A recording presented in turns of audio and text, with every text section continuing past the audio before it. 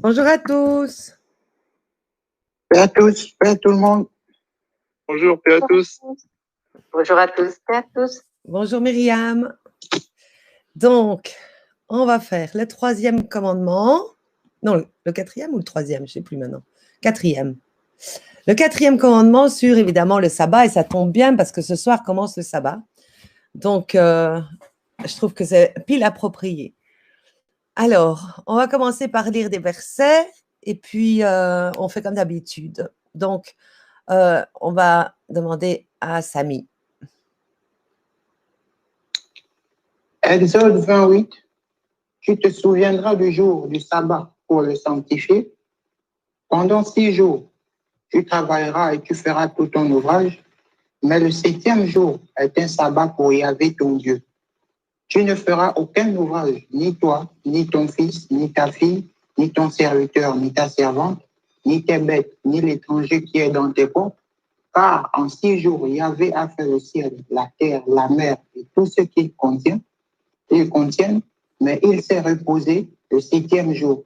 C'est pourquoi Yahvé a béni le jour du sabbat et l'a consacré. Donc voilà, on va voir, je ne vais pas dire encore sur ce passage qui est donc ça c'est le commandement, hein, le quatrième qu'on doit respecter. On va donner toute une série d'explications, on va faire vraiment le tour de ce commandement-là et montrer aussi comment on doit faire pour le respecter. Je peux déjà le dire, je pense, commencer par là. Donc, pour respecter le sabbat, évidemment, ça veut dire absolument aucun travail. Donc, qu'est-ce qu'on fait? On prépare le sabbat le vendredi dans la journée et il commence au coucher du soleil. Ça, c'est bon, ça, c'est pas encore énormément grave. Hein. Si, par exemple, le soleil se couche à je sais pas moi, 7 heures du soir et que vous commencez à 8 heures, c'est pas encore grave, ça. Hein. Mais voilà, c'est montrer à Dieu déjà qu'on prépare son jour parce qu'il l'a béni et qu'il est sacré.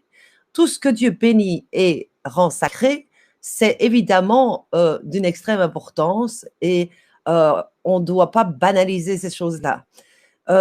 C'est un commandement comme les autres. Il est écrit aussi que celui qui manque un commandement, évidemment, est coupable de tous. Hein, je le répète, c'est écrit. Et donc, comment le fait-on? Donc, pas de travail. Par contre, comment dire, on peut faire tout ce qui a rapport à aider son prochain. En mettant une parenthèse, évidemment, si votre voisin vous demande, viens me déménager toute ma maison le samedi, non, pas dans ce sens-là. Hein. Aimer son prochain, c'est-à-dire évangéliser, il y a une vieille personne à côté de chez vous, rendre visite à la veuve, à l'orphelin, aider le pauvre, tout ce genre de choses-là. Hein, quelqu'un qui a très mal moralement, hein, pouvoir le parler avec lui, tout ça. Donc, c'est vraiment dans l'amour du prochain comme ça et pas dans un gros travail. Alors, évidemment, ça entraîne chez beaucoup de gens parce que le monde, évidemment, il n'en a rien à faire de ça. Et donc, il y a des gens qui travaillent le samedi. Alors, le travail le samedi, évidemment, est exclu. Hein. Donc, il faut affirmer vis-à-vis de ses employeurs que le samedi, on ne travaille pas. Et ça, c'est clair qu'il y a des employeurs qui ne vont pas être d'accord, ils vont vouloir vous mettre dehors, mais ça, il faut vous abandonner à Dieu et dire à votre Dieu, voilà, je veux respecter ton sabbat, je m'abandonne à toi, qu'il en soit fait selon ta parole, et puis voilà.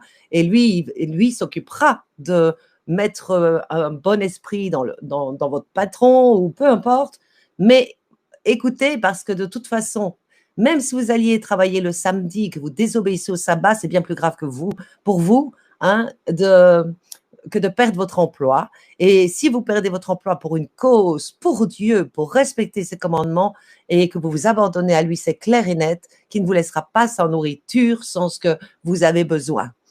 Mais c'est important parce que beaucoup disent, on voit par exemple le riche qui vient dire, je fais tous les commandements que dois-je encore faire, et il dit, hein, donne tous tes biens aux pauvres. Donc on voit, il n'y a pas un commandement qui est moins important. Et par contre, il peut en avoir un qui a un sens plus important, et notamment celui-ci en est un, et on va l'expliquer tout au long pourquoi. Donc, vous préparez à l'avance. Vous regardez si pour le lendemain, le samedi, le vendredi soir au samedi soir, si vous avez tout ce qu'il faut. Est-ce que vous avez du gaz? Est-ce que vous avez vos courses? Est-ce que vous avez tout ça? Hein? Ça montre du respect à Dieu. Ça montre à quel point vous prenez ce qui est sacré et vous en faites du sacré. Et qu'est-ce que je peux dire encore? Ben voilà la façon, si vous avez des questions, voilà la façon de faire le sabbat. Voilà. Alors, Ludo, à toi. Genèse 2, 2. Dieu conclut au 7e jour l'ouvrage qu'il avait fait, et au 7e jour, il chôma, après tout l'ouvrage qu'il avait fait. Dieu bénit le 7e jour et le sanctifia, car il avait chômé après tout son ouvrage de création. Alors ça montre à quel point, donc depuis, il n'est pas venu le sabbat lors du peuple juif. Hein? Parce que beaucoup disent, le sabbat c'est pour les juifs. Absolument pas. La preuve, regardez, c'est à la Genèse, il n'y avait pas encore de peuple juif. Donc, évidemment, ça fait partie de la création. Donc, on pourrait dire presque que c'est le tout premier commandement de Dieu aussi. Non, le premier, c'était ne touche pas de l'arbre de la connaissance. Mais je veux dire, voilà, il a instauré ça depuis la création. Non, même avant. Oui, donc c'est même avant le commandement ne touche pas, puisqu'il a créé l'homme, etc., et que c'était dans sa création. Donc, peu importe, c'est un des premiers et c'est véritablement l'Éternel, notre Dieu, qui l'établit et qui le demande. À partir de là, il n'y a aucune rébellion qui doit être faite. Il ne faut pas essayer de tordre la parole, il ne faut pas se rebeller. Ceux qui changent le jour, ils se rebellent. Donc, forcément, ils se mettent sous la colère de Dieu. Quand on aime Dieu, et on respecte notre Dieu et on obéit à notre Dieu. Ça, c'est clair. Voilà. Vas-y, Nathalie. Exode 31, 12. Yahvé dit à Moïse, « Toi, parle aux Israélites et dis-leur, vous garderez bien mes sabbats, car c'est un signe entre moi et vous pour vos générations, afin qu'on sache que je suis Yahvé, celui qui vous sanctifie. Vous garderez le sabbat, car il est saint pour vous. Qui le profanera sera mis à mort. Quiconque fera ce jour-là quelques ouvrages sera retranché du milieu de son peuple. Pendant 6 jours, on fera l'ouvrage à faire, mais le 7e jour sera jour de repos complet, consacré à Yahvé. Quiconque travaillera le jour du sabbat sera mis à mort. Les Israélites garderont le sabbat en observant le sabbat dans leur génération. C'est une alliance éternelle. Entre moi et les Israélites, c'est un signe à perpétuité, car en 6 jours, Yahvé a fait les cieux et la terre, mais le 7e jour, il a chômé et repris haleine. Alors, c'est véritablement important ce passage-ci parce que, donc déjà, il donne un ordre, gardez bien mes sabbats. Et il explique pourquoi. C'est un signe entre moi et vous. Et regardez, il dit que c'est à perpétuité et c'est pour toutes les générations. Donc, il n'y a pas à discuter là-dessus en disant on ne fait plus le sabbat. Voilà, non, il dit pour toute génération. Et en plus, c'est un signe entre son peuple et lui. Donc, c'est énorme. Ça veut dire que si, imaginons, il regarde la terre, il sait déjà par ce signe-là, ceux qui font le sabbat le samedi, il sait déjà que celui-là, est à lui. On voit ici, il dit, le sabbat est un jour saint. Or, on sait qu'il se repose. Et quand il se repose, Dieu, imaginez-vous, vous pouvez vous dire dans votre tête, quand vous êtes en plein sabbat, que Dieu est en train de regarder son peuple. Il n'est pas en train d'être occupé à autre chose, il regarde son peuple, il se repose et donc on peut trouver véritablement beaucoup plus être en relation avec lui le jour du sabbat. Il dit aussi que c'est un jour de sanctification.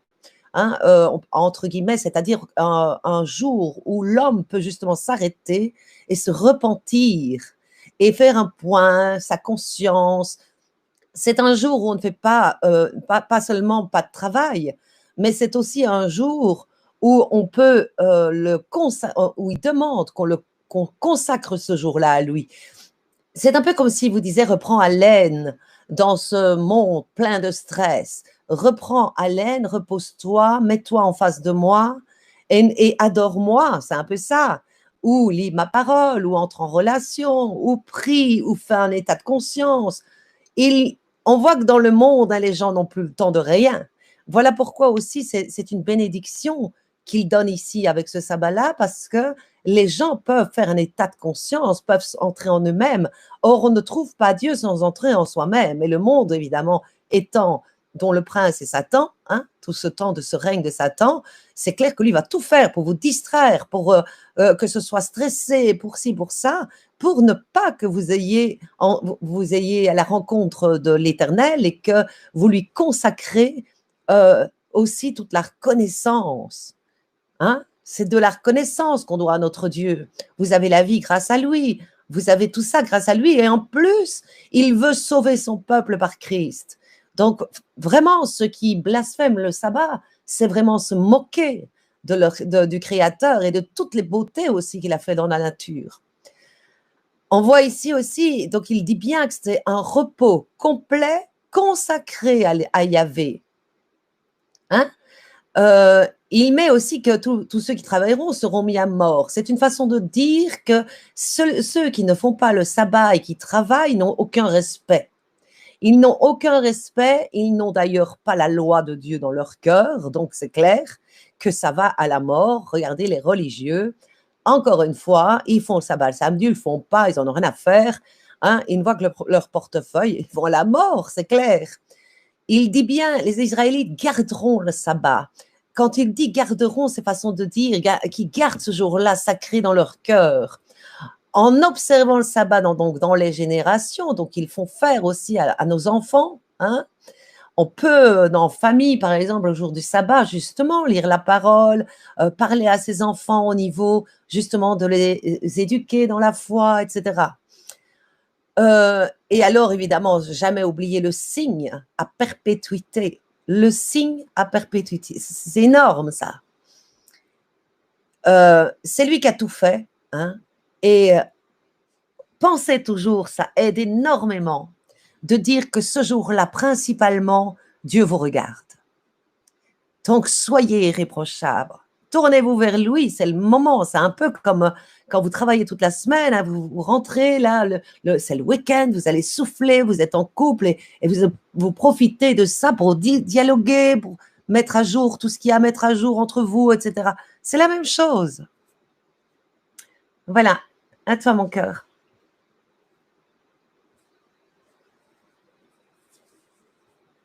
Ah, je ne sais pas s'il est déconnecté.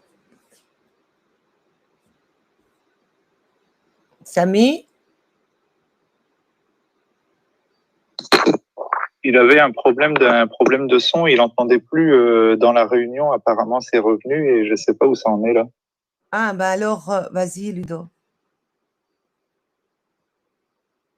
Oui, vous vous êtes arrêté où? Parce que tout à l'heure, la connexion m'avait mis dehors, je viens de me reconnecter. Donc, je ne sais pas où vous êtes arrêté. Le sabbat dans le Nouveau Testament que tu as mis, toi. Marc 15, 42.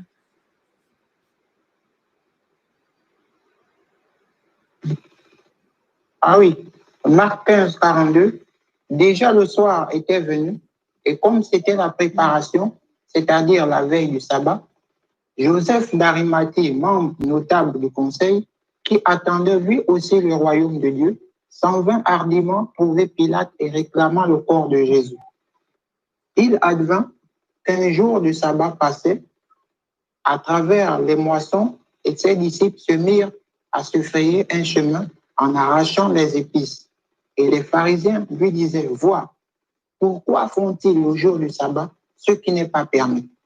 Il leur dit, n'avez-vous jamais vu ce que fit David lorsqu'il fut dans le besoin et qu'il eut faim, lui et ses compagnons?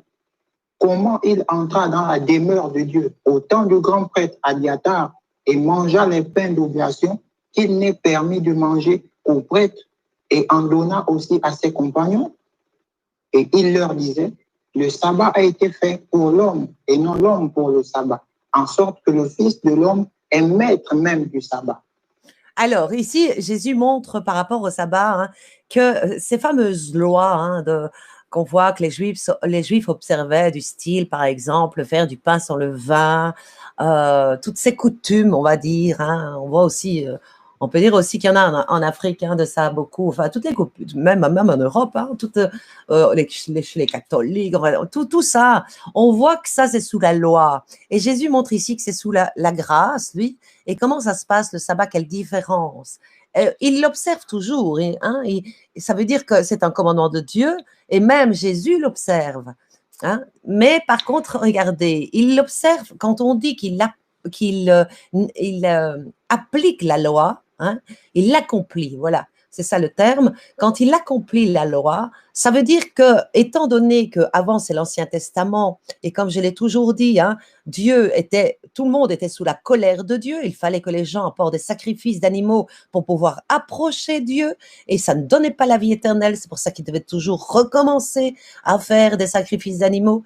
Et puis là, Jésus a donné sa vie, a donné son sang, donc le sang, lui, donne la vie éternelle, par rapport aux sacrifices d'animaux, et il l'a fait qu'une fois. Donc, ça montre aussi qu'il accomplit la loi, mais cette fois-ci sous la grâce, pour ceux qui sont sous la grâce. Et comment le fait-il? Il rajoute le commandement, aime ton prochain comme toi-même. C'est bien ça qu'il a rajouté. Il dit que tout est résumé, même quasi, dans ces deux commandements. Et il montre ici que aider son prochain, sauver une brebis, on ne te demande pas de jeûner, jeûner dans le sens privation de nourriture. Tout ça, c'est sous la loi. Lui, il l'a appliqué en disant, le sens, appliquer, ça veut dire aller dans le sens profond des Écritures et de la foi, parce que c'est des choses qu'on voyait avant. Voyez, on devait faire un tabernacle, tout ce genre de choses pour que l'homme comprenne ce qu'il y a dans le ciel. Il fallait qu'il n'était pas du tout dans la foi sous la loi. Et donc, il fallait qu'il voie les choses pour croire en Dieu. Mais là, on passe en Jésus, il demande la foi. Et la foi, ça veut dire croire et sans voir et aller dans le sens profond des Écritures. Et là, il montre à quel point c'est dans un cœur circoncis, une repentance, une conversion, que l'homme applique la loi comme c'est écrit, je veux des adorateurs en esprit et en vérité. Et il montre ici à ces pharisiens que eux, ils ont un cœur impur, ils prennent la loi, mais contre le pauvre, l'orphelin, tout ça, pour le jeûne, les jeûner, vous voyez, dans les églises, 21 jours en jeûnant. Pendant ce temps-là, qu'est-ce qu'ils font, les hypocrites? Ils pêchent. Or, le pain sans le vin aujourd'hui est devenu ne rentre pas de péché. C'est ça, on sait que le levain fait monter toute la pâte. Donc, ne pratique pas le péché. Là, c'est bien mieux que de faire un pain sans levain véritablement, avec la farine et tout, et de pécher, que d'être en Christ et pour avoir la grâce. Il dit, ne pêche pas, arrête de jeûner comme ça. Le jeûne qui me plaît, c'est que tu n'entres pas du péché dans ta maison, donc du levain dans ta maison, que tu ne pêches pas avec tes membres, etc., etc. Voilà ce que c'est de passer de sous la loi à en Christ. Donc, ils disent aussi par rapport à une brebis, etc., qui veut sauver le jour du sabbat. Les pharisiens sont choqués, vous voyez, un peu l'hypocrisie, la dureté de cœur. Donc, voilà ce qu'il veut montrer par là. Et en plus de ça, quand il dit, regardez, c'est un peu comme dans Moïse, où à un moment donné, Moïse dit, va dans les greniers de ceux des sacrificateurs, enfin du temple, etc., pour donner à manger tout ça, tout le blé dans les greniers aux pauvres esclaves hébreux. Et évidemment, c'est un outrage pour les méchants, les religieux, les ci, les là. Mais regardez comme qui applique la parole de Dieu véritablement. C'est véritablement Moïse en nourrissant le pauvre. Voilà aussi à quoi sert le sabbat dans ce commandement, aime ton prochain comme toi-même.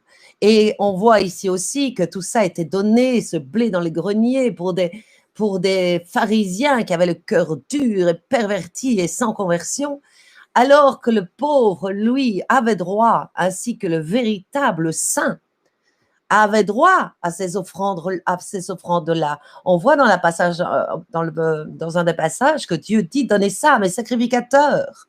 Et voilà ce qu'il montre ici. Il jeûnait véritablement de péché. Il ne pêche pas, les disciples, tout ça. Et on vient leur dire « Qu'est-ce que tu fais à donner ci, à prendre des épis ?» Voilà, parce que… Mais Jésus veut montrer ça, cœur dur. Cœur dur, c'est pas ça que Dieu regarde. Si tu manges un épi le jour du sabbat, alors que c'est une coutume de ne pas toucher, mais d'un autre côté, tu pêches à tout va. Et que ceux-ci, ils ont faim, ils mangent un des épis, et puis, mais d'un autre côté, ils sont saints, ils ne pratiquent pas le péché. Lequel des deux plaît à Dieu? Voilà ce qu'il veut montrer, Jésus, là. Oui, suivant. Ludo. Luc 23, 53. Il le descendit, le roula dans un linceul et le mit dans une tombe taillée dans le roc, où personne encore n'avait été placé. C'était le jour de la préparation et le sabbat commençait à poindre. Oui, donc ça, je vais passer dans le sens que je vais y revenir après. Je vais expliquer véritablement par rapport à Jésus et le sabbat. Donc, on va passer celui-là pour l'instant, parce que de toute façon, je l'explique plus loin. Donc, la suivante, c'est Matthieu 12, 12. « Or, combien un homme vaut plus qu'une brebis, par conséquent, il est permis de faire une bonne action le jour du sabbat. » Donc, voyez, c'est ce que je viens d'expliquer. Les bonnes actions, visiter la veuve et l'orphelin, soutenir un qui pleure, toutes les bonnes actions envers son prochain, bien sûr que c'est autorisé. Alors, Nathalie, le Matthieu 12, 5.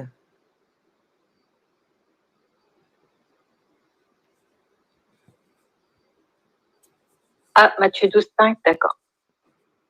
Où n'avez-vous pas lu dans la loi que le jour du sabbat, les prêtres dans le temple violent le sabbat sans être en faute? Or, je vous le dis, il y a ici plus grand que le temple.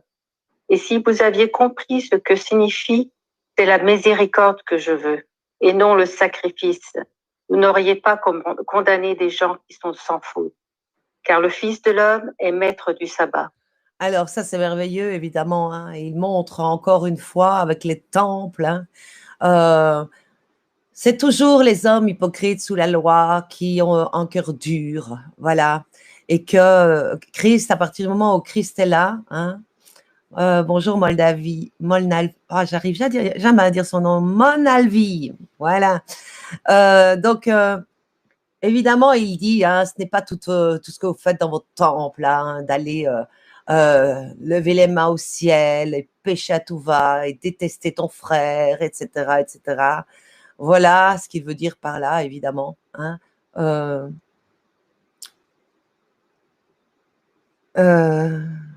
Oui, on va dire Johan, je vois qu'il est là.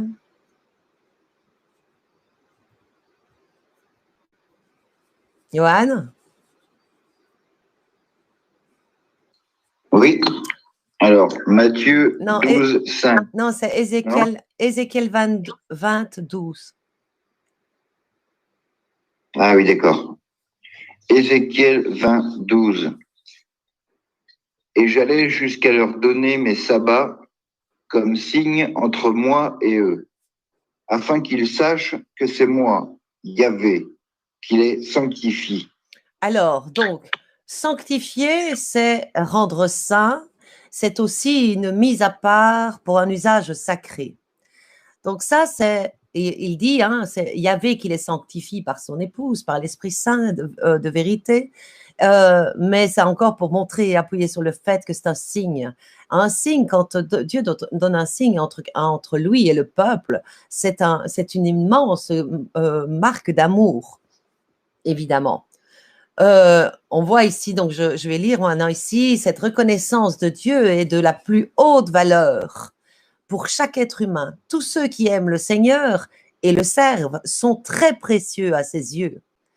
Il veut qu'ils soient là et où ils seront de dignes représentants de la vérité telle qu'elle est en Christ.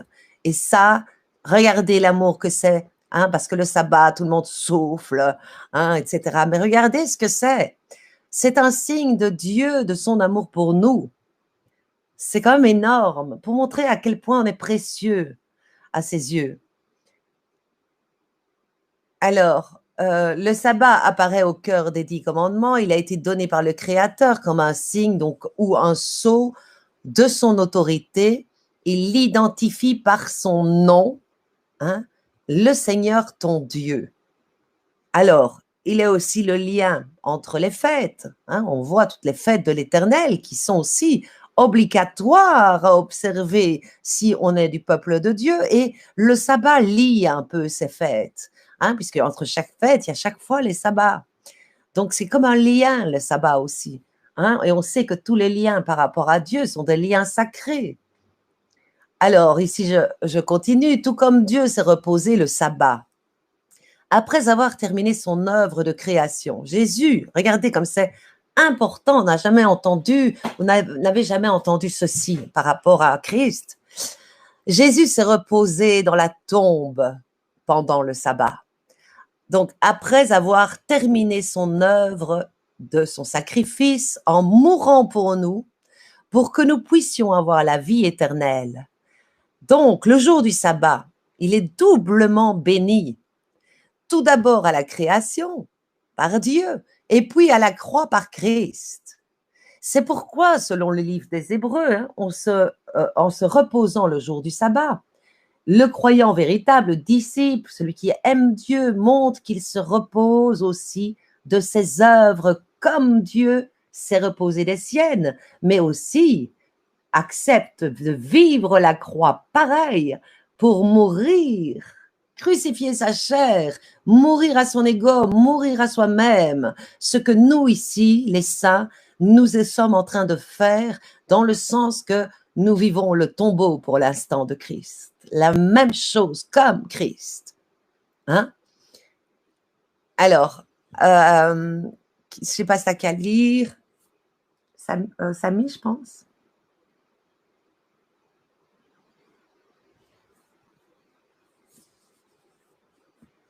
Ah, elle n'est plus là non plus. Ludo? Hébreux 4, 9. C'est donc qu'un repos, celui du 7e jour, est réservé au peuple de Dieu. Car celui qui est entré dans son repos, lui aussi se repose de ses œuvres comme Dieu des siennes. Efforçons-nous donc d'entrer dans ce repos afin que nul ne succombe en imitant cet exemple de désobéissance. Vivante, en effet, est la parole de Dieu, efficace et plus incisive qu'aucun glaive à 2 tranchants. Elle pénètre jusqu'au point de division de l'âme et de l'esprit, des articulations et des moelles. Elle peut juger les sentiments et les pensées du cœur. Aussi, n'y a-t-il pas de créature qui reste invisible devant elle, mais tout est nu et découvert aux yeux de celui à qui nous devons rendre compte. Voilà, arrête là. Donc, on voit vraiment ici, hein, par rapport, évidemment, il y a Christ, il y a Dieu, hein, puis il y a son féminin qui est l'épouse, et puis il y a son fils. Tous, évidemment, hein, ces trois-là sont un et vivent la même chose. Donc, on voit que aussi, ils incluent dans cette intimité, dans ce sacré, ils incluent le peuple véritable de Dieu avec eux. Et c'est ça qui est merveilleux, c'est qu'ils auraient pu faire hein, Dieu masculin, Dieu féminin, donc, et le Fils qui font un, qui sont tous les trois à la création, puisque Dieu, Dieu masculin, par sa puissance, créa la terre, l'épouse fonde le monde sur cette terre, et le Fils est l'action, il étend les cieux. Il fait l'action. Donc, on voit qu'ils sont véritablement dans une communion, dans une unité. Et il veut que son peuple soit inclus dans ce repos, dans cette unité de création. Donc, il leur montre par là qu'en étant en Christ, ils deviennent aussi, eux, comme des créateurs et participants à cette création. Donc, quand il dit « efforçons-nous de rentrer dans ce repos afin que nul ne succombe » en imitant cet exemple de désobéissance, c'est bien sûr d'obéir aux commandements, mais c'est aussi pour donner à l'homme, de rappeler à l'homme, regarde, ce jour de repos te permet de te remettre face à toi-même, de te mettre face à la parole de Dieu, d'adorer ton Dieu, de rester dans la relation. C'est ce jour-là, il est sacré. Quand Dieu bénit quelque chose, ça veut dire que ceux qui obéissent sont bénis. Pareillement. Alors, évidemment, il parle de la parole de Dieu, qui est l'épouse, hein, qui, elle, juge au dernier jour, et qu'évidemment, personne n'est caché devant l'esprit de vérité, et que, évidemment, tous ceux qui bafouent le blasphème et blasphèment le sabbat, évidemment, auront des comptes à rendre, c'est clair. Le sabbat, il montre aussi que c'est le symbole parfait du fait que nous ne pouvons pas nous sauver nous-mêmes. Et donc, ça veut dire que, limite, hein, c'est comme si vous disiez à Dieu, sans faire le sabbat, écoute, tu m'as créé, maintenant je vais me sauver toute seule, j'ai plus besoin de toi, quoi. C'est un peu ça. C'est aucune reconnaissance, c'est pas d'adoration de son créateur. Il n'y a rien, ceux qui font le sabbat le dimanche, ils blasphèment aussi la parole, l'épouse. Donc, c'est vraiment un acte de foi qui sauve, hein, et en plus, c'est reconnaître on voit par là aussi qu'on est en Christ, parce qu'on fait tout comme Christ, comme Christ. Alors, je reviens en arrière, fixant nos yeux sur le chef de notre foi qui l'amène à la perfection. Ça montre aussi, évidemment, que comme Christ, hein, on prend le sacrifice de la croix, parce que la croix n'est pas sans le repos, le sabbat qu'il a eu dans le tombeau, dans la mort pour nous. Donc ça aussi, c'est du respect vis-à-vis du Fils. C'est quand même pour nous qu'il est mort. Et alors, attendez, j'ai perdu le passage. Attends, est-ce qu'on est arrivé?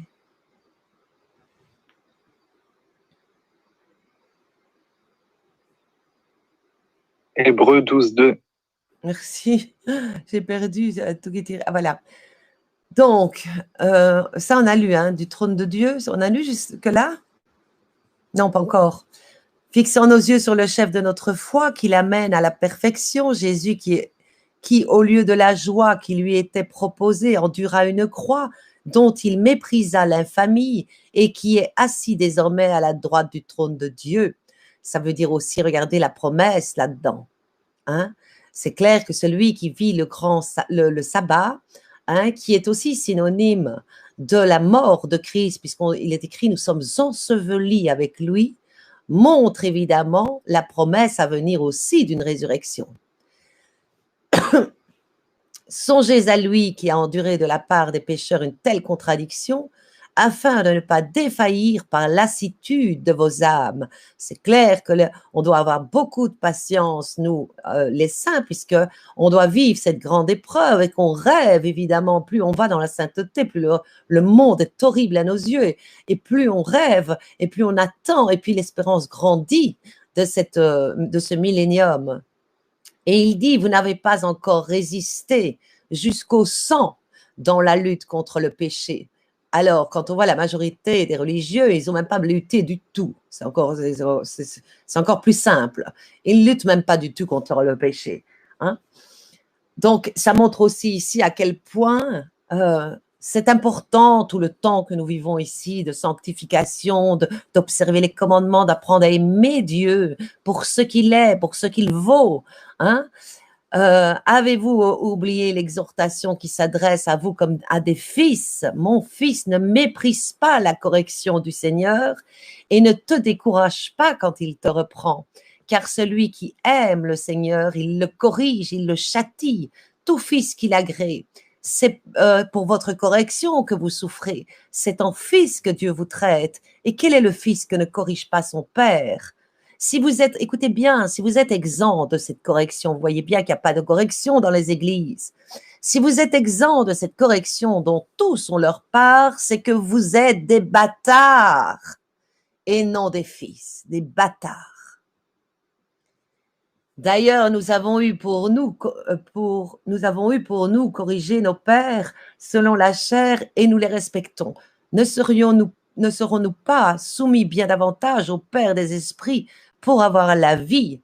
Cela, en effet, nous corrigeait pendant peu de temps et au jugé, mais lui, c'est pour notre bien afin de nous faire participer à sa sainteté. Imaginez-vous, hein, un père qui ne dit rien à son enfant ment, son enfant vole, et il ne dit rien. Vous pouvez bien vous dire que dans le cas où vous êtes directement, vous avez directement la conséquence de votre péché, eh bien, dites-vous que vous avez encore vraiment la possibilité du salut. Parce que regardez, ils ne regardent pas les religieux. Ils ne les regardent pas. Alors on a l'impression, nous, hein, on se dit, c'est pas possible. Tous ces religieux, ils prospèrent, ils n'ont pas de malheur, ils n'ont rien, ils n'ont pas d'épreuves. Voilà, c'est ça, beaucoup de gens se disent ça et ils ne comprennent pas. Mais regardez, je vous explique ce que c'est. Ils ne regardent pas cela. C'est pour ça que pour l'instant, ils prospèrent, ils ci, ils là. Mais ça veut dire que la correction qui va venir au moment voulu, eux, c'est l'AGN. C'est direct l'AGN. Tandis on voit souvent les élus, ils souffrent beaucoup dans leur vie injustement ou par rapport à leur péché, ils ont tout de suite la correction de leur péché et ils se disent, mon Dieu, quand je vois ma vie, quelle souffrance par rapport aux riches qui prospèrent, on voit les gens du gouvernement, etc., etc. Et on se dit, mon Dieu, c'est pas possible, je suis maudite de Dieu, je suis si... Non, il te corrige. Tu pèches, il te corrige direct. Hein? Pourquoi? Ça veut dire qu'il te montre encore de l'attention. Change vite. Change vite. Parce que le jour où il ne te regardera plus et que tu prospéreras dans l'argent et dans les ci et dans les là, crains. Voilà. Donc, ça vous donne une raison, ici, ce que je vous dis, de comprendre pourquoi on a l'impression que les méchants, ils ont toute la puissance, ils prospèrent ici, là.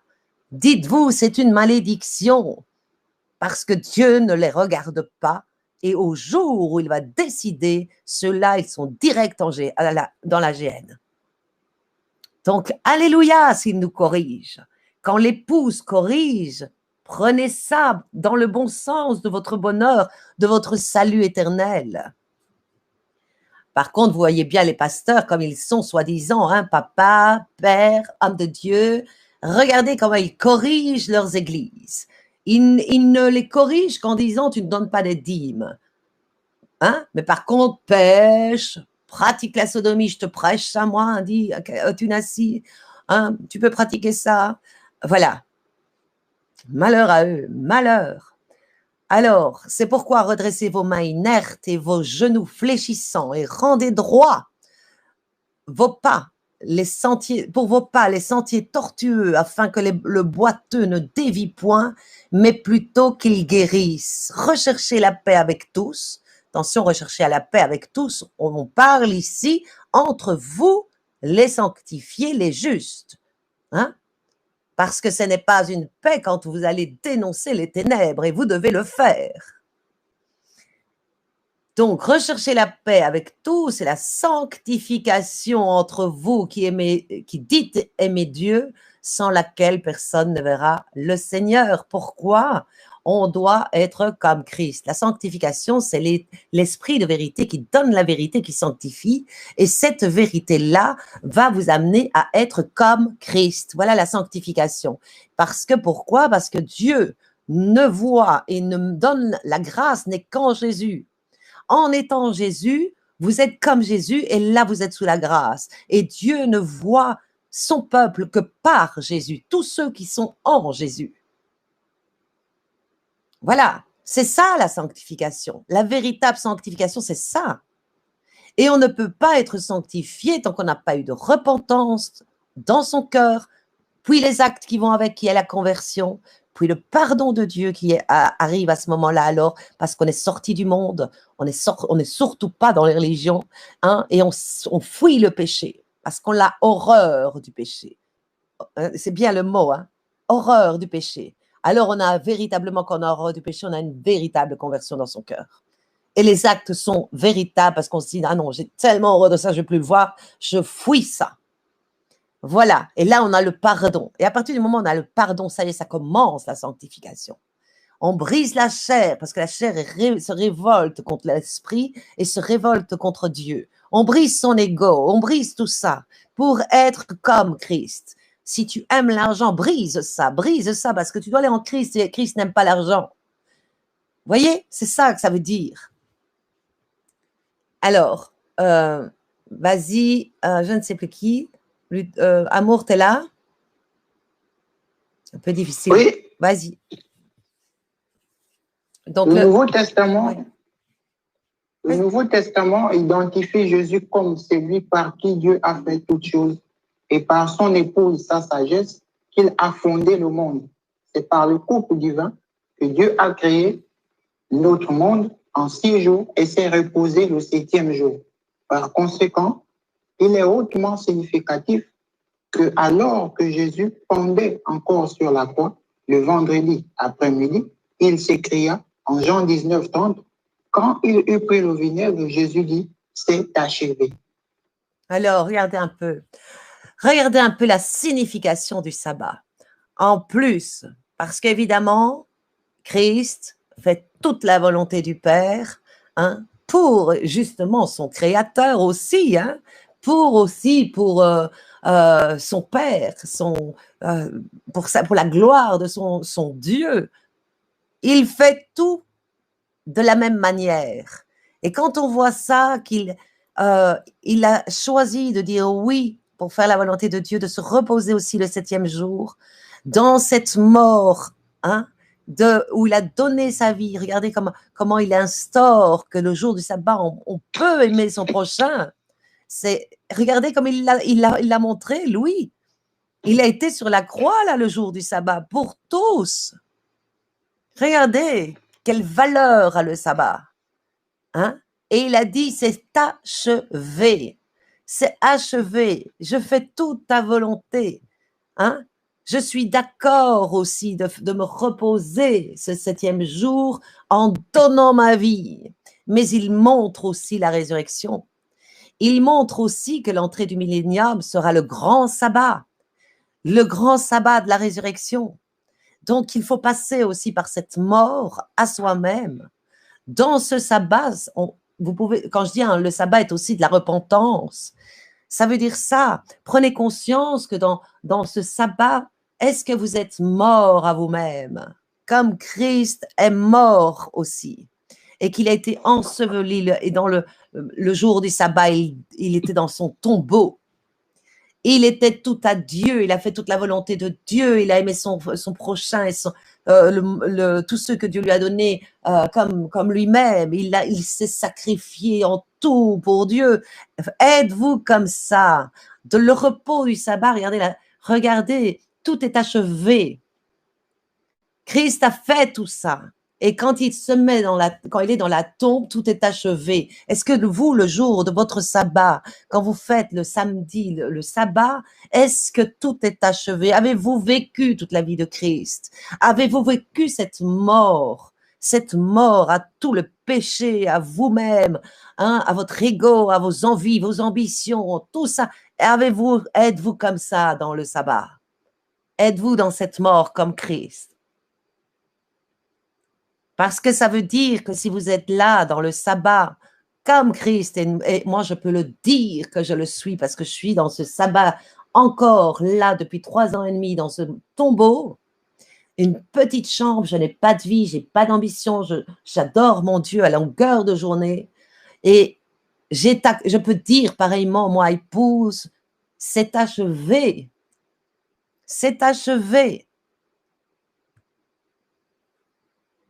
Alors,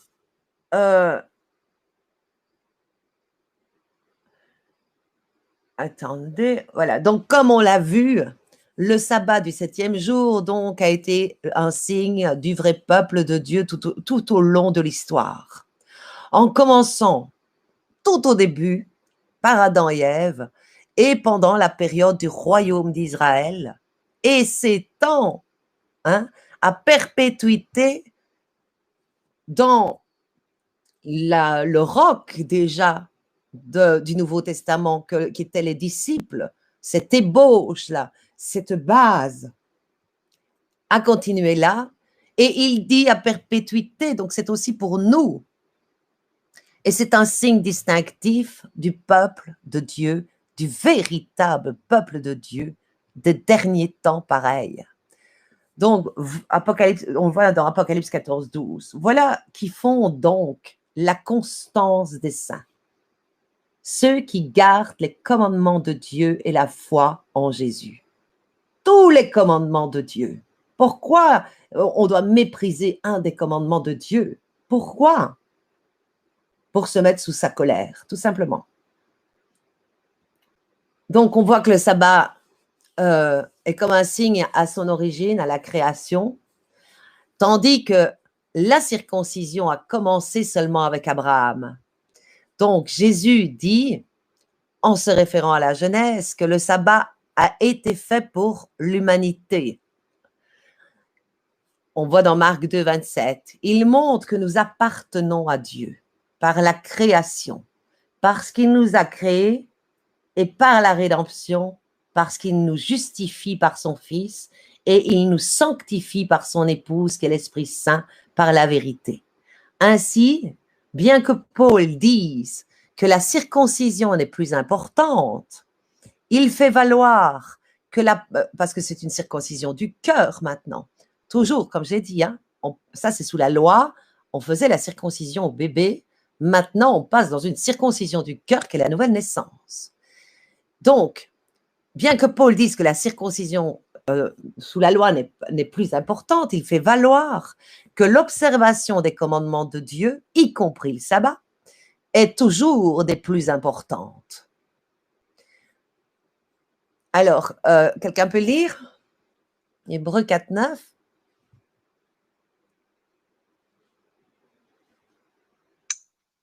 Oui. Vas-y, Nan. Hébreux 4, 9. C'est donc qu'un repos, celui du 7e jour, est réservé au peuple de Dieu.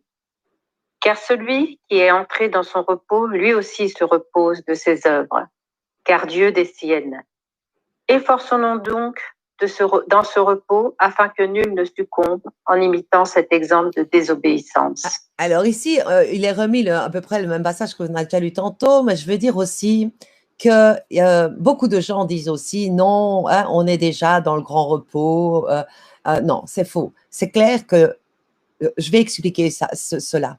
À partir du moment qu'on devient spirituel et qu'on est dans la sanctification, Dieu nous met à part. Et pour la sanctification, pour un usage sacré, ça je parle des élus, eh bien, il nous met déjà au repos. Ça veut dire quoi? Ça veut dire que nous sommes complètement, la foi totale étant l'abandon à tout en Dieu, à tout. Et donc, ça veut dire qu'on ne se tracasse pas de ce qu'on va manger demain, comme c'est écrit, Dieu sait ce de quoi nous avons besoin et il prépare tout pour nous. Donc, il nous met, on est tous dans notre troupeau, plus ou moins, sauf la nouvelle qui est entrée là, mais on est tous dans un repos déjà. On ne travaille pas. Parce que ça s'est présenté comme ça. Je vais vous dire comment, par exemple, parce que moi, j'ai eu j'ai une très, très grave discopathie aux vertèbres, et donc, c'est carrément l'organisme des médecins qui m'ont dit « tu ne peux plus travailler ». Voilà comment Dieu m'a mise au repos pour un usage sacré, que je sois tout le temps dans le temple, c'est-à-dire tout le temps en sa présence, dans son adoration, parce que, évidemment, je suis épouse et je ne dois pas m'occuper de rien. Je fais mes paiements un jour sur le mois et l'argent n'a plus d'importance. Je ne pense plus à l'argent de tout le mois. Voilà. Je fais une fois mes courses et je fais une fois mes paiements. Point. Après l'argent, j'y pense même pas. Je n'y pense même pas, Dieu s'occupe de tout. Hein. Je peux donner un exemple. Par exemple, à un moment donné, quand je vivais dans un mobil-home, sur un camping, je payais par exemple, comment dire, l'emplacement. Hein. C'était 250 € l'emplacement pour un mois. Eh bien, voilà, il y a un moment donné, j'ai reçu 500 €, puisque là, je commençais seulement à être au repos et j'avais travaillé avant. Donc, je devais 500 € d'impôts. Je ne me suis jamais tracassée. Je me suis dit, voilà, tu as écrit dans ta parole que tu t'occupais des tiens et de tout ce qu'ils doivent manger, etc., de toutes ces choses matérielles. Là, il est un père pour ceux qui ne pratiquent pas le péché. Attention, hein. Il est un père. Voilà tous les avantages d'être en ordre avec Dieu et de ne pas pratiquer le péché, d'avoir une vraie conversion. C'est qu'on est la prunelle des yeux de Dieu. Et donc, je payais 250 € et j'avais 500 d'emplacement pour mettre mon motorhome où j'habitais. Et à un moment donné, qu'est-ce qui s'est passé? Eh bien, ces 500 € là, je ne les avais absolument pas. Donc, j'ai confié ça à Dieu. Voilà. J'ai confié ça à Dieu. Je me suis dit, il va s'occuper de ça.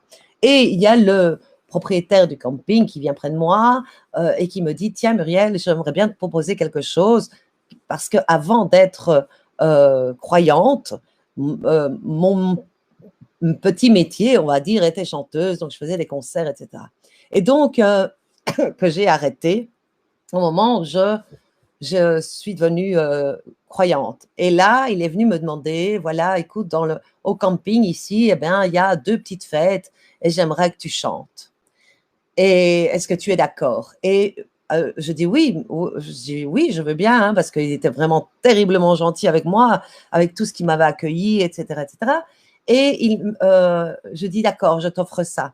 Et il m'a dit, ah non, non, non, il n'est pas question que tu me l'offres, je te donne, moi, 2 mois d'emplacement gratuit.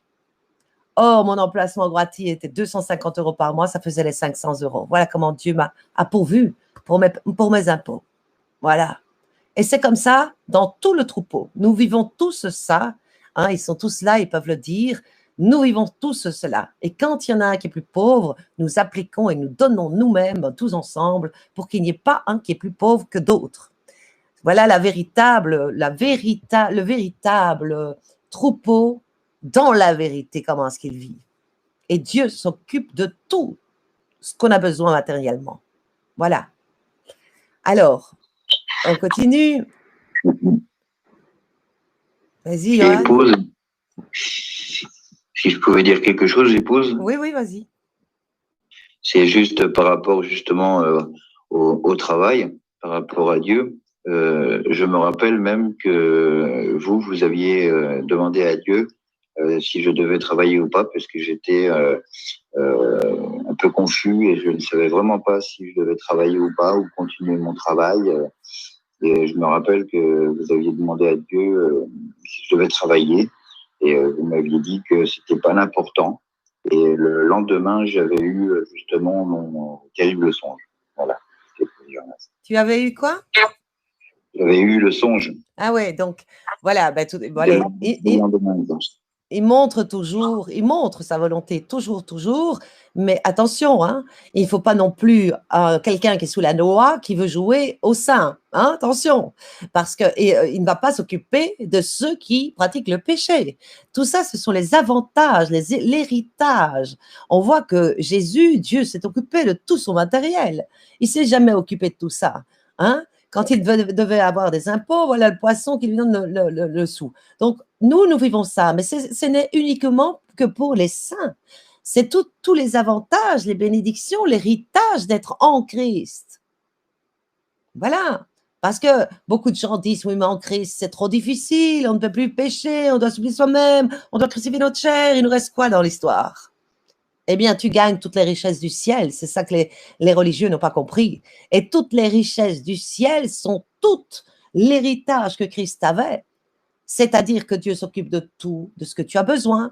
Tu es protégé, tu es ci, tu es là. Tout ça, tout l'héritage. Tu peux remettre les péchés ou les retenir chez les gens. Tu peux, qu'est-ce qu'il y a comme héritage encore? tu as l'héritage de la vie éternelle, évidemment, évidemment.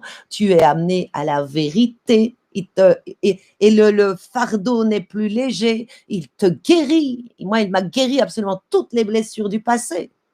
Toutes. Hein? Et pourtant, j'en ai vécu des traumatismes, enfin, tout ça, c'est fini, il n'y a plus. Il te met dans une paix incroyable. Alors, je vous assure que quand vous avez ça, voilà tout la récompense d'un véritable pardon de Dieu qu'il nous a accordé parce que nous avons une réelle repentance et que nous avons eu horreur du mal et que nous n'en sommes écartés, que on voulait rester à part, on est sorti du monde tellement on ne voulait plus voir toutes ces horreurs dans le monde parce qu'on en avait horreur. Voilà toute la promesse de Dieu pour ceux qui sont en Christ. Voilà. Et ceux qui sont en Christ, ils connaissent peut-être la mort d'eux-mêmes, mais ils ont la résurrection. Nous avons notre salut aujourd'hui. C'est clair, c'est clair. Parce que nous sommes en Christ et que Dieu nous voit en Christ. Et que parce que nous avons accepté d'être persécutés, d'aller à la croix, de ne plus avoir notre propre vie et faire nos propres désirs, tout ça, nous avons déjà, nous, la vie éternelle. Voilà pourquoi ce sont ceux-là qui vont changer de corps en un instant, en un clin d'œil. Ceux-là, pas les autres. Voilà. Suivant. Je vais vous montrer ici le sceau. C'est merveilleux. Le sceau de Dieu. Est-ce que vous avez le sceau de Dieu? À toi, Amour, c'est toi, je pense.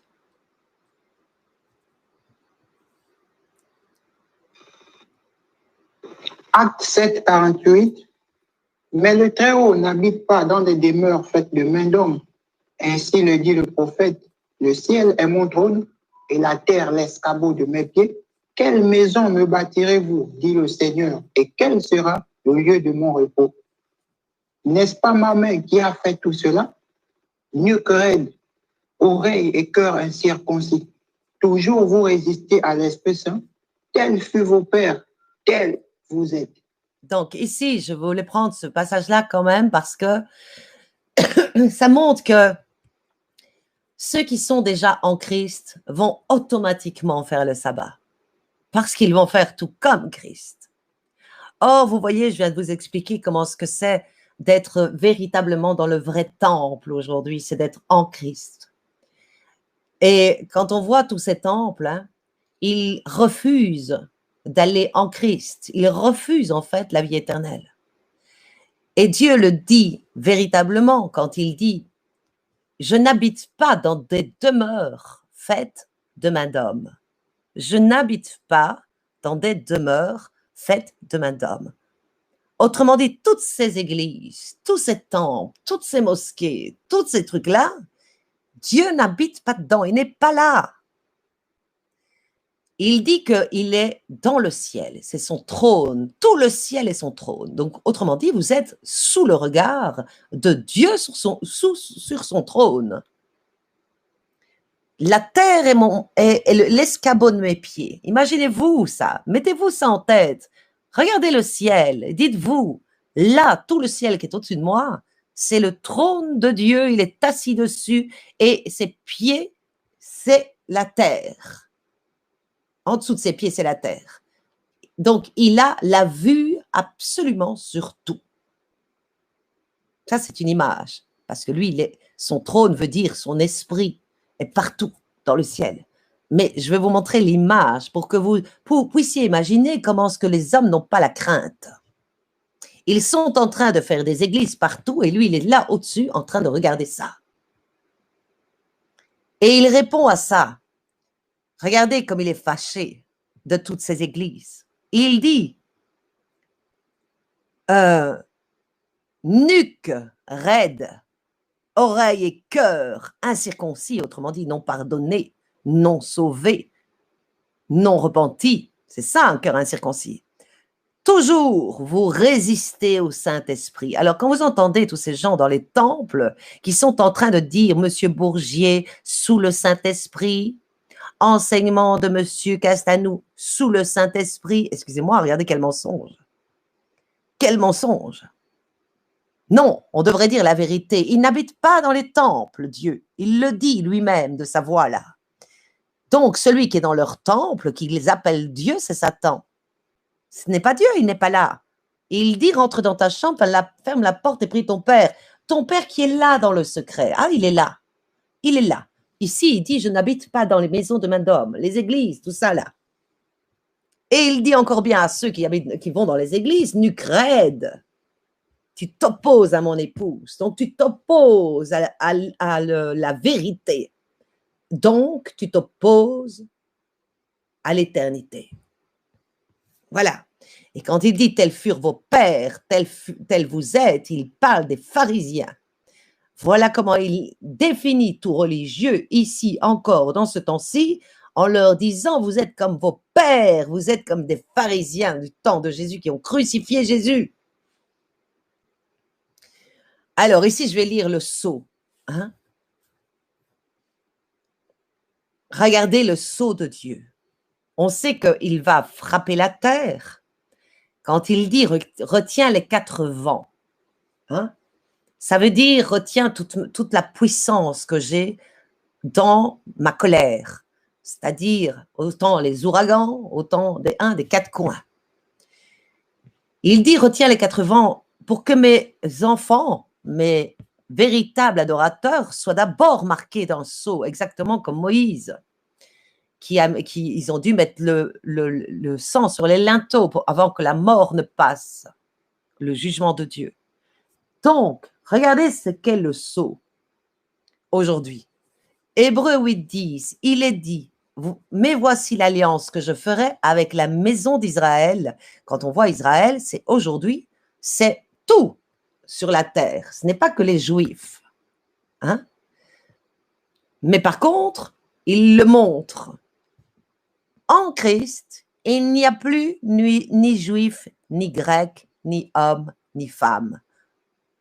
Donc, il dit c'est cela, il leur dit, voici l'alliance que je vais faire avec la maison de tous les juifs, grecs, femmes, hommes, qui sont mes véritables adorateurs, qui obéissent donc à mes commandements. Je mettrai, voilà le sceau, je mettrai mes lois dans leur esprit. Je les écrirai dans leur cœur et je serai leur Dieu. Et ils seront mon peuple. Quand il dit je mettrai mes lois dans leur esprit, ça veut dire dans l'esprit renouvelé, c'est-à-dire la nouvelle naissance, c'est-à-dire non pas les fausses doctrines, la pureté de la vérité, mais aussi tous ces commandements, avec un cœur circoncis, il dit. Je leur écrirai dans leur cœur. Ça veut dire dans un cœur circoncis qui obéit à tous les commandements de Dieu. Voilà le sceau. Tu mettras la parole aussi sur ton front, hein, comme un bandeau. Tu liras là. L'air de dire dans ton esprit, renouvelé, parce que tu es né de nouveau à la vérité pure. Et sur ta main, ça veut dire que tu n'iras plus jamais contre les commandements de ton Dieu. Voilà ce que c'est l'alliance qu'il fait avec ses élus. Ses élus, il n'y a pas d'alliance avec ceux des églises, il n'y en a pas. Il y a l'alliance, on pourrait dire, comme la première alliance sous la loi. Tous ceux sous la loi qui ne veulent pas aller en Christ, ça veut dire ça, sous la loi, eh bien, tous ceux-là, ils sont sous la colère de Dieu. Voilà. Parce que c'est normal, mettez-vous dans la peau d'un père. Il donne son fils pour tous. Et sa mort, imaginez-vous, est-ce que vous donneriez le vôtre, vous, pour qu'il meure pour tous des gens qui lui crachent dessus? Est-ce que vous feriez ça, vous, en tant que père? Et les religieux seraient en train de dire, mais nous sommes sauvés, hein? Il fait alliance avec nous, nous sommes sauvés.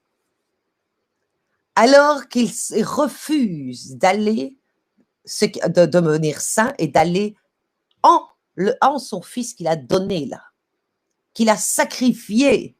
Il refuse d'aller dans son fils. Son fils dit, je suis le temple, Et les gens ceux des églises, ils disent, je ne veux pas aller dans le temple qui est le corps de Christ, moi. Il y a trop de renoncement là-dedans. Être comme Christ, trop difficile. Je préfère avoir mon petit temple de pierre. Hein? Et voilà. Vous pensez quoi? Qu'ils ne sont pas sur la colère de Dieu? Dieu dit, c'est l'ombre des choses à venir. Maintenant, nous sommes dans ces choses à venir. Donc, tu laisses tomber l'ombre et tu viens à la lumière en Christ. Sinon, tu es sous la colère, tu disparaîtras. Alors, c'est la loi royale. Les élus sont une race royale, c'est-à-dire ceux qui sont en Christ sanctifiés. Pourquoi? Parce que Christ est mort pour leurs péchés et ils ont pleinement accepté d'être comme Christ et d'aller donc de suivre le même chemin que lui dans leur chair, crucifier leur chair et d'être comme Christ. Donc c'est clair qu'aujourd'hui on le sait, Christ est glorifié. Il est déjà le roi des rois et il va vivre son règne dans la gloire. Donc, ceux qui sont en lui sont une race royale, logique. Et c'est aussi une loi de liberté. Parce qu'il est écrit de la femme, de la mère d'en haut en Galates 4, il est écrit 21, Galates 4, 21, il est écrit que la femme, la mère d'en haut, la nouvelle Jérusalem, est libre. Or, c'est elle qui donne toute la vérité pure. Donc, c'est la loi royale et la loi de la liberté. C'est la parole de vérité qui a franchi.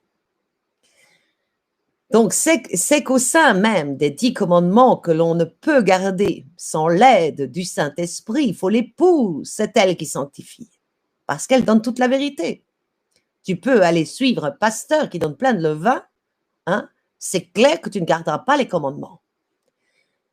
Donc, c'est qu'au sein même de 10 commandements que l'on ne peut garder sans l'aide du Saint-Esprit, parce qu'elle les grave dans le cœur. Et là-dedans se trouve le sabbat. Hein? C'est le seul commandement qui donne le nom, le titre et le territoire, c'est ça aussi le sceau,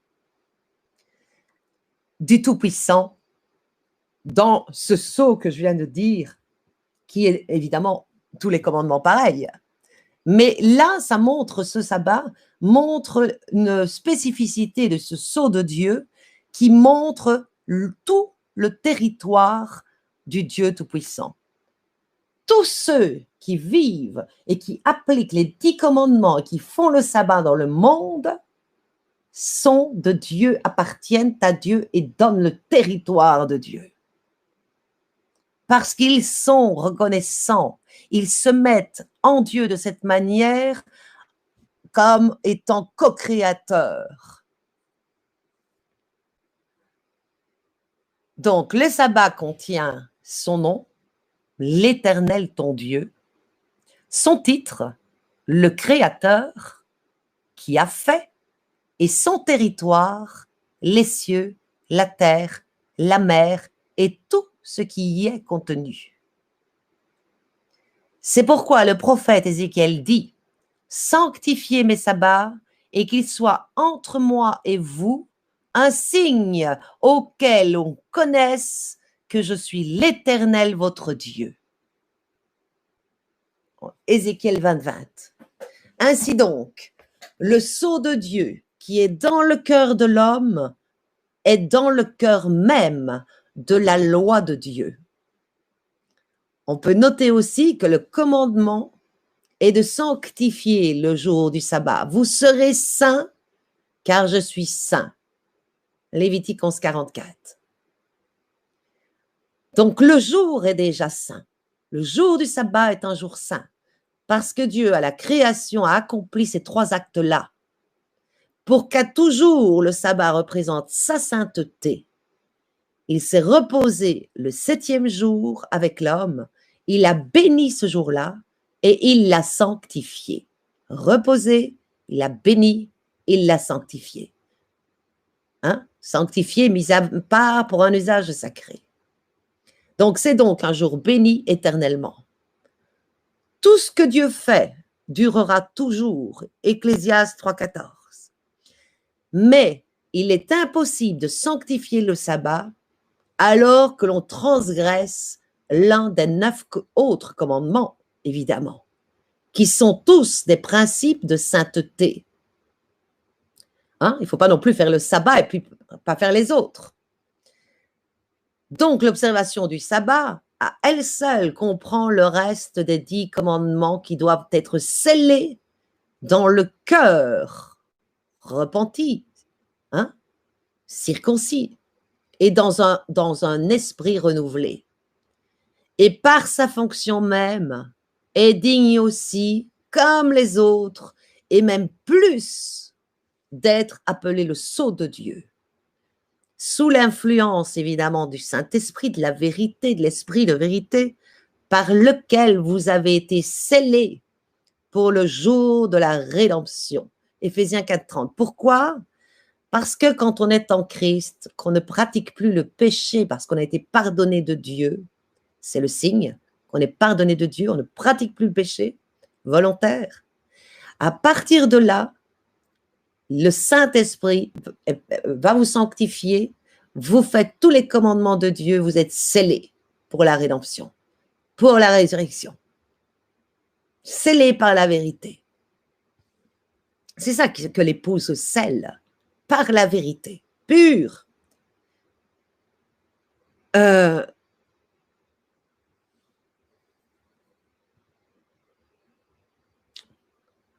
Alors, je me souviens du jour où pour la première fois j'ai lu un verset au sujet du sabbat dans le livre du prophète Isaïe. J'ai senti une profonde conviction m'envahir quand j'ai appris que le prophète se référait au sabbat du 7e jour comme un jour saint. Sous l'inspiration, évidemment, de la vérité du Saint-Esprit, de l'Esprit de vérité, il a écrit ce qui suit. Si tu retiens ton pied pendant le sabbat pour ne pas faire ta volonté, regardez ce que c'est, pas faire ta volonté.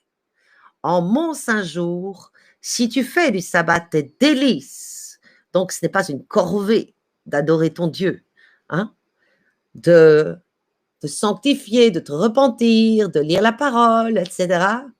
Si tu fais du sabbat tes délices pour sanctifier, pour te sanctifier l'Éternel en le glorifiant, non, pardon, pour sanctifier l'Éternel en le glorifiant, et si tu l'honores en ne suivant point tes voies, donc vous avez vu hein, déjà, pas faire ta volonté et ne point suivre tes voies, ce que tu as envie de faire là, tout ce que ta chair a envie de faire. J'ai envie d'aller à l'église, hein, j'ai envie de faire ma volonté à moi.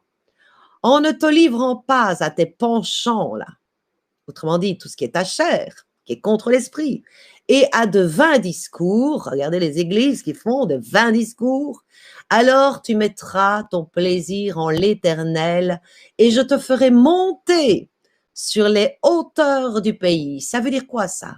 Ça veut dire que déjà tu vas plaire à l'Éternel. Regardez Enoch, hein? Il a plu à l'Éternel. Et je te ferai monter sur les hauteurs du pays. Qu'est-ce que c'est? Tu vas monter sur la montagne spirituelle. Sur la montagne spirituelle, tu vas commencer à ouvrir les yeux, à avoir l'esprit renouvelé. Tout ça, à être élevé. On sait qu'on est un être psychique, on doit devenir un être spirituel. Il faut s'élever pour ça. On est élevé pour être un être spirituel. Le côté homme psychique est plus bas. Ça veut dire par là que à partir de là, vous êtes au-dessus de tout humain charnel. Voilà pourquoi un homme spirituel juge de tout et n'est jugé de personne. Donc, on voit ici, donc, je te ferai monter sur les hauteurs du pays, mais ça montre aussi la terre promise. On voit dans Isaïe 58, 13, 14, ça. Un peu plus loin, le même prophète nous dit que les rachetés adoreront le Seigneur le 7e jour de la semaine sur la terre restaurée. Imaginez-vous, ça veut dire que dans le millénium, le sabbat sera toujours là.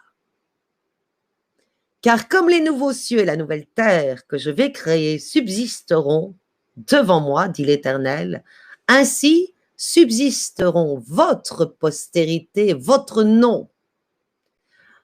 À chaque nouvelle lune et à chaque sabbat, toute chair viendra se prosterner devant moi, dit l'Éternel. On voit ça dans Isaïe 66, 22, 23. Autrement dit, comment voulez-vous aller dans le millénium où le sabbat sera toujours d'actualité quand vous ne le faites même pas ici? C'est un des commandements. Autrement dit, c'est une des choses qui vous font passer dans le millénium. Vous ne le faites pas là, vous ne le ferez pas non plus dans le millénium, il ne vous voudra pas. Pareil pour tous les commandements. Je me souviens avoir posé cette question à moi-même. Dieu donnerait-il des instructions à l'homme d'observer le sabbat du 7e jour dans le jardin d'Éden? Voir Genèse 2, 1, 3. Et à son peuple à travers tout l'Ancien Testament, puis changerait le jour du samedi au dimanche d'un coup comme ça, hein, durant le Nouveau Testament pour enfin retourner au sabbat originel sur la nouvelle terre? Absolument pas. C'est le 4e commandement, il établit en Éden. Il l'est établi aussi en Éden. En second lieu, si on ouvre nos Bibles au Nouveau Testament sur la semaine sainte, ce qu'on appelle la semaine sainte, c'est-à-dire de toute la passion du Christ, dans les chapitres 23 et 24 de Luc, on voit les événements de la passion de Jésus et de sa mort. Maintenant, je vais en parler de ça. On voit son enterrement et sa résurrection va fermer la bouche à tout religieux, à tout apostat. Regardez bien. Donc, on voit les événements de sa passion, hein, toute cette passion-là qui dure à partir du moment où c'est la Pâque et puis jusqu'à la fin, à sa résurrection, de son enterrement et de sa résurrection. La majorité des chrétiens savent que le Christ est mort le vendredi saint. Vous pouvez voir toujours, malgré que l'Église catholique a changé le sabbat au dimanche, vous pouvez toujours voir que n'importe quelle religion va célébrer évidemment le vendredi saint et le dimanche de Pâques. Vous êtes bien d'accord avec moi? Luc 23, 54. Ça nous dit que le jour où l'on descendit le corps de Jésus de la croix, c'était le jour de la préparation du sabbat et que le sabbat allait commencer. On est bien d'accord? Donc, si le sabbat, le 7e jour de la semaine, allait commencer, donc, le jour de la préparation, le jour de sa mort, donc, doit être logique, normal, le 6e jour, soit le vendredi saint. Donc, le verset 56 nous dit aussi que les femmes, s'en étant retournées, préparèrent des aromates et des parfums. Puis elles se reposèrent le jour du sabbat selon la loi, le premier jour de la semaine, que tous appellent le dimanche de Pâques. Elles trouvèrent que la pierre avait été roulée de devant le sépulcre et ne trouvèrent pas le corps du Seigneur parce qu'il était ressuscité.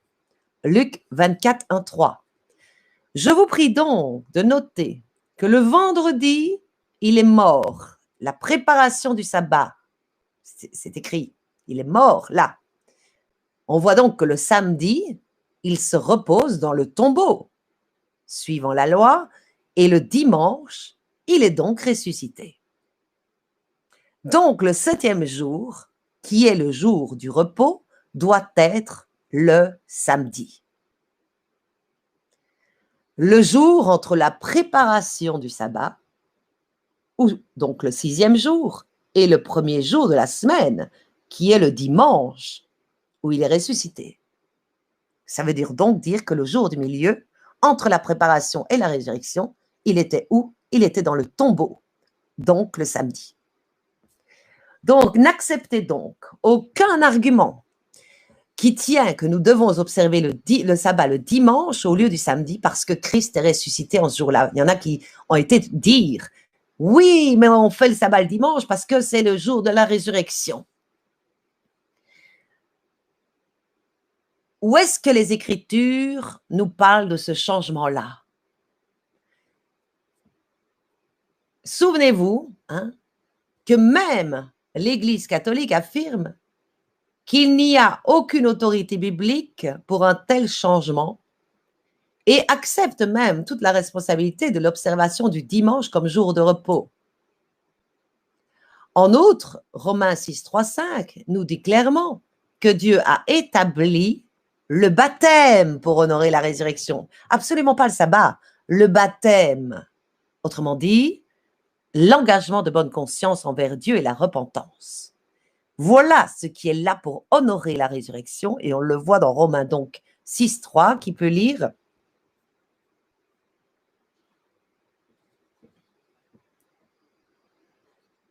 Romains 6, 3.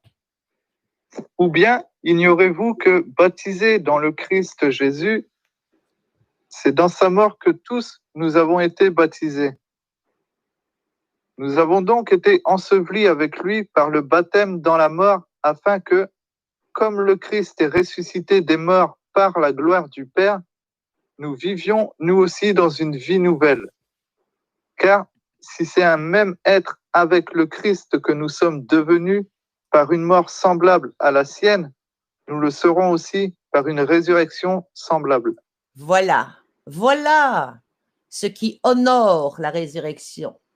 C'est ce baptême, c'est la repentance qui honore la résurrection. Absolument pas le sabbat. Donc, ça ferme la bouche à tous ceux qui disent aussi que, évidemment, non, on a changé, on a mis le sabbat le dimanche parce qu'on honore la résurrection. Hypocrite. Tout ça, c'est des gens qui ne veulent pas se convertir et qui sont des rebelles à la parole de Dieu. Parce que tout est très clair, ça montre dans la mort du Christ combien le sabbat est le samedi et pas un autre jour. Or, on commence du vendredi soir au samedi soir parce que c'est comme ça les jours juifs qui commençaient le sabbat le samedi soir, le vendredi soir au samedi soir. Donc, on a montré ici dans tout cet enseignement, non seulement le mensonge encore des religieux, le blasphème qu'ils font de toutes ces choses sacrées. On voit aussi combien ça a été fait pour l'homme. C'est un signe entre nous et notre Dieu, des véritables adorateurs qui aiment véritablement leur Dieu en obéissant à toute la parole de Dieu et qui honorent encore une fois le sacrifice de Christ en le faisant comme lui et en acceptant d'être ensevelis, nous venons de le lire, avec lui, en lui, c'est-à-dire de la même façon que lui, de faire comme lui toute sa vie. Quand il dit, votre maître, vous n'êtes pas plus grand que votre maître, ils m'ont persécuté, ils vous persécuteront aussi. Tout montre combien le chemin, c'est pas qu'il est mort à ta place, il te montre le chemin. Viens en moi pour faire tout comme moi et je t'amène à la résurrection. C'est ça qu'il dit. Est-ce que quelqu'un a quelque chose à dire? Et s'il y en a qui sont dans ceux qui suivent sur le chat, si vous avez des questions, vous pouvez les poser. Vas-y, mon amour. Je veux juste souligner un petit point que Paul a soulevé en écrivant aux Hébreux. Il a parlé aux Hébreux que les 1000 ans du règne du Christ seront le grand repos de Dieu. Mais alors, puisque Paul parle d'un grand repos de Dieu dans le millénium, est-il en train de contredire Moïse qui a écrit en Genèse que Dieu s'est reposé le 7e jour? Lui parle d'un grand repos de Dieu, alors que Moïse écrit en Genèse que Dieu s'est reposé au 7e jour. Mais en fait, on voit que non, parce que lorsque Dieu s'est reposé au 7e jour, tout était stable, la création était achevée, tout était accompli, la sainteté régnait partout sur la terre. Mais au jour où Adam a péché, c'est alors que les conséquences du péché ont troublé le repos de Dieu. Ce qui fait que le repos de Dieu a été troublé le 7e jour dans la Genèse. Voici pourquoi Paul parle d'un grand repos dans le millénium. Autre chose aussi est que pour les beaux dimanches là, qui fondent leur désobéissance du jour du sabbat sur la résurrection de Christ, Dieu lui-même, en instaurant, en fixant son jour du repos le 7e jour, dès la Genèse, dès le commencement, il savait que son fils devait ressusciter le 6e jour dimanche. Quand il a dit que le jour du sabbat éternel doit être le samedi, il savait que son fils est ressuscité le dimanche. Dieu n'était pas ignorant lorsqu'il a institué son jour de sabbat samedi. Donc, on ne peut pas changer des jours sous prétexte que c'est la résurrection du Fils de Dieu, mais la résurrection du Fils de Dieu n'est pas la preuve que le sabbat est le jour de la résurrection du Fils de Dieu. Au contraire, le sabbat ne prouve pas que Christ est ressuscité. Le sabbat prouve que Dieu a fini de travailler parce que c'est reposé le 7e jour. Oui, et le repos est justement, lui, dans sa mort. Il s'est reposé dans le tombeau. Tout est accompli dans la volonté de Dieu, oui. Voilà, donc on ne peut pas fonder le sabbat sur le jour de la résurrection de Christ, parce que la résurrection, le sabbat n'est pas la preuve que Christ est ressuscité, mais la preuve que Dieu s'est reposé, la preuve que Dieu a fini de créer. Oui, et aussi la preuve par rapport à Christ qu'il a tout achevé. Voilà. Parce qu'il a fait là, en étant dans le tombeau, hein, il a fait toute la volonté de Dieu. Pareil, il peut dire la même chose que Dieu. Dieu a fait toute la création pendant 6 jours, il s'est reposé. Lui, il a fait toute la volonté de Dieu et puis il s'est reposé dans le tombeau. Amen.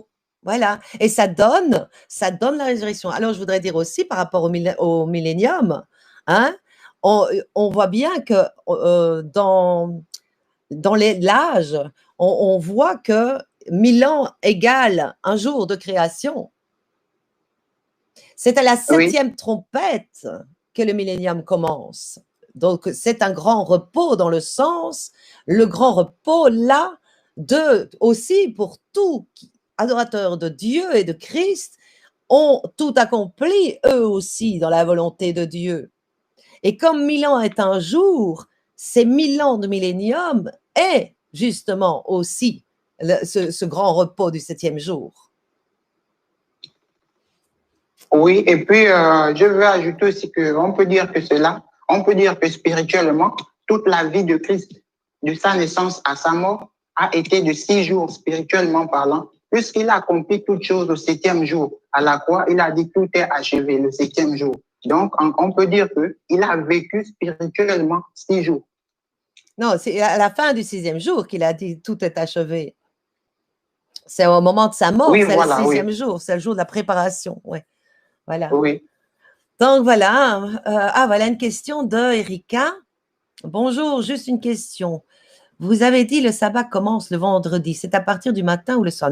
Non, c'est parce que un jour juif commençait au coucher du soleil le jour avant. Donc ça commence le sabbat, une journée pour juive, c'est pas parce qu'on suit le judaïsme hein, que je dis tout ça, attention. Non, là on fait nous ce qui est biblique. Et donc, on voit que le jour commence au coucher du soleil jusqu'au lendemain au coucher du soleil. Donc, ça veut dire le vendredi soir au coucher du soleil jusqu'au samedi soir au coucher du soleil. Ça, c'est une journée biblique. Hein? C'est comme ça qu'ils passaient leur journée. C'était le jour au soir avant jusqu'au jour au soir suivant. Voilà. Donc, c'est pour cette raison qu'on commence le vendredi soir et qu'on termine le samedi soir. Voilà, Erika. Vous avez d'autres questions? Oui, et puis c'est Dieu qui a montré comment compter les jours de la semaine biblique depuis le livre de Lévitique. Hein, c'est Dieu qui a montré ça à Moïse, que les jours devaient commencer du soir au matin pour faire un jour. C'est dans le livre de Lévitique même. Hein. Oh, oui. Ben voilà, Monalvi qui explique, qui demande, j'aimerais savoir sur l'observation du sabbat, le vendredi à quelle heure ça commence et le samedi à quelle heure, et que Dieu vous bénisse extrêmement, toi aussi, hein, évidemment. L'heure, en vérité, hein, ce n'est pas si important dans le sens que c'est pas parce que tu commences 5 minutes hein, que tu dois d'être en train de guetter là à ta fenêtre. Le soleil couché, ça y est, on peut y aller. Non, ça, on n'est pas sous la loi ici. On est dans la véritable adoration. Donc, nous, on commence le sabbat souvent, petit à petit, toute la journée, je dis toujours à mes fils et mes filles, allez, on prépare, bonne préparation du sabbat, c'est-à-dire que tout le vendredi, on prépare, on regarde s'il nous manque rien pour ne pas aller au magasin, pour ne pas aller chercher du gaz ce jour-là, hein, je prends des exemples. Voilà, non, donc c'est ça la préparation du sabbat. On sait que c'est un peu, dites-vous que c'est comme si Dieu vient te rendre visite. Qu'est-ce que tu fais alors? Mon Dieu, tu prépares tout, hein, que tout soit prêt. C'est ça. Moi, je donne toujours d'une façon véritable d'amour de Dieu, hein, pour montrer que c'est saint. Prépare, il arrive chez toi, mon Dieu, qu'est-ce que tu vas faire? Donc, tu prépares tout. Et le soir, je sais pas, regarde, en été, ben, tu peux pas calculer une heure bien précise parce qu'en été, évidemment, le soleil se couche plus tard, etc. Et en plus, c'est par rapport à l'heure d'Israël. Donc, Dieu ne regarde pas l'heure. Hein. Tout ce qu'il voit, lui, c'est que tu as préparé tout pour véritablement être en adoration le vendredi soir, hein, et puis ensuite, toute la journée du lendemain. Et le sabbat. C'est incroyable parce qu'étant en Christ, c'est un peu comme si on le ressent en nous, le commencement, 100 heures, quoi.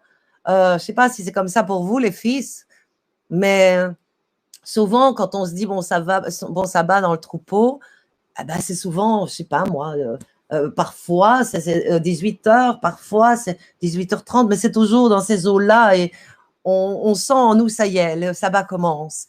Comme si le sacré, une fois que tu ne pratiques plus le péché, est en toi et voilà, c'est lui qui te pousse. Voilà ce que je peux répondre. Il ne faut pas être rude dans les choses sous la loi. Il faut perdre ça.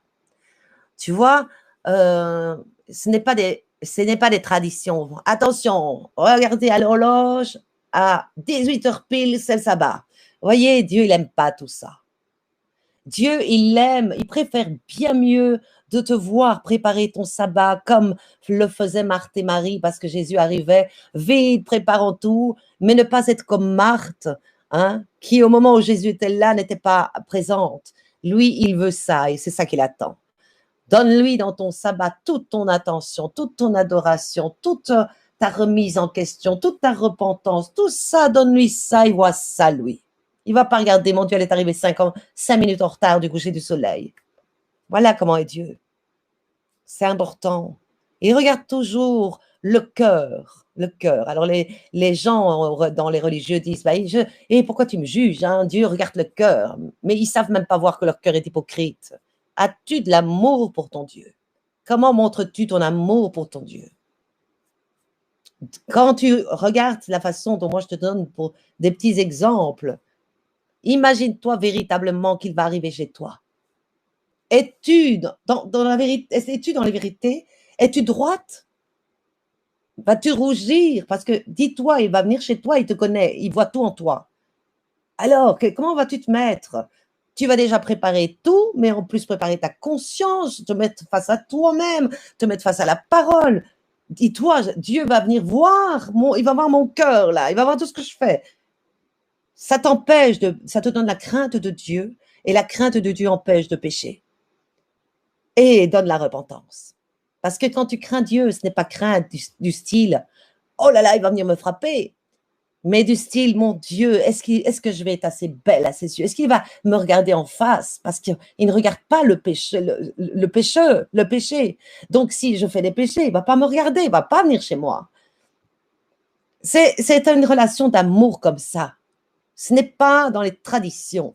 Il faut arrêter. Ceux qui sont dans les traditions, ils sont terriblement à cheval sur, regardez, on fait du pain sans levain, hein, chez les Juifs, on fait ci et ça, hein, celui qui ne fait pas attention, malheur à lui. Hein. Mais ils n'en ont rien à faire de la vie de péché qu'ils mènent. C'est terrible. Voilà, je veux vous mettre ça dans le cœur. Voilà, c'est ça un cœur de chair. Amen, amen. Ludo, Amen. Des questions? Amen. Nali? Amen. Non, plus de questions? Amen, amen. Plus de questions dans le direct, dans le chat? Est-ce que vous avez bien tout compris? Oui. Ouais, je demande à ceux en ligne aussi. Oui, apparemment. Apparemment, il n'y a pas d'autres questions. Merci à vous d'être présente. Ça montre déjà de votre part une recherche de vérité. Ça montre déjà un désir de se repentir. Donc voilà, bénissez, je bénis hein, tous les gens qui viennent suivre les chats. Voilà. Que la bénédiction de Dieu soit sur vous. Et là, ça tombe bien parce que le sabbat hein, est tout proche ce soir. Donc, allez faire tout ce que vous avez à faire, préparer le sabbat. Si vous ne l'avez jamais fait, commencez à le faire. Hein. Voilà, c'est le moment aussi. Vous pouvez écouter la vérité sur les vidéos le jour du sabbat. Il faut arrêter la vie du monde le jour du sabbat. Hein. C'est là qu'on accumule et qu'on est face. Attention, il y a du bruit, il y a un micro qui n'est pas éteint là. C'est ce jour-là qu'on peut véritablement s'instruire aussi dans la vérité. Voilà. Soyez bénis à tous. Donc, demain, ce sera le commandement suivant. On va peut-être aussi commencer aussi des nouveaux lives. Donc, ceux-là, on va les continuer. Hein, c'est trop important, tous les 10 commandements, parce que celui qui obéit et qui applique ces 10 commandements-là, il peut être sûr déjà de passer dans le millénium, même si il connaîtra peut-être encore la mort, dans le sens que il sera pas, comment dire, non, il ne connaîtra pas la mort, dans le sens qu'on voit hein, dans le millénium, tous ceux qui sont sanctifiés et tous ceux qui obéissent changeront de corps. Donc, c'est quand même hyper important, les commandements. Vous ne pouvez pas les louper. C'est ça, véritablement, qui montre que vous appartenez à Dieu. Hein? Et c'est en commençant par vouloir obéir aux commandements qu'on est pardonné de Dieu un jour et qu'on est mis en Christ. Donc, j'insiste. Donc, de ces lives-là, je vais aller jusqu'au bout, les faire tous les 10, c'est clair. Mais j'aimerais commencer aussi peut-être d'autres lives juste avec le couple divin. Alors, je ne sais pas si je vais commencer en même temps que les lives ici, hein, parallèlement, quoi, ou après les 10 lives, les 10 commandements, je ne sais pas encore. Mais ce seraient des lives juste du couple divin, c'est-à-dire de l'épouse et du oint. C'est-à-dire que, hein, on sait que Christ revient en son oint Sami, comme tête, et évidemment en tous ses élus qui seront aussi le corps spirituel, le temple. Et voilà, je crois que ce serait véritablement un bien à cette heure-ci qu'on puisse avoir le couple divin, moi et Sami, des lives comme ça où on est en discussion tous les deux par rapport à un sujet. Parce que c'est extrêmement enrichissant dans le sens que l'époux a l'esprit de l'épouse, mais il garde toutefois son masculin. Et dans le masculin, Dieu y met un rôle, et dans le féminin, Dieu y met un rôle. Et on le voit vis-à-vis de lui-même. Il est masculin, il est féminin, et on voit que son masculin donne la puissance, et on voit qu'il utilise son féminin pour la vérité et pour être sa voix. Donc, voilà un peu ce que je pense peut-être faire avec Sami dans les prochains jours à venir. Voilà, toutes les infos. Soyez bénis à tous. Amen. Amen. Amen. Soyez bénis. Et bonne préparation du sabbat. Oui, et bon sabbat à tous. Oui. Bon sabbat. Bon sabbat.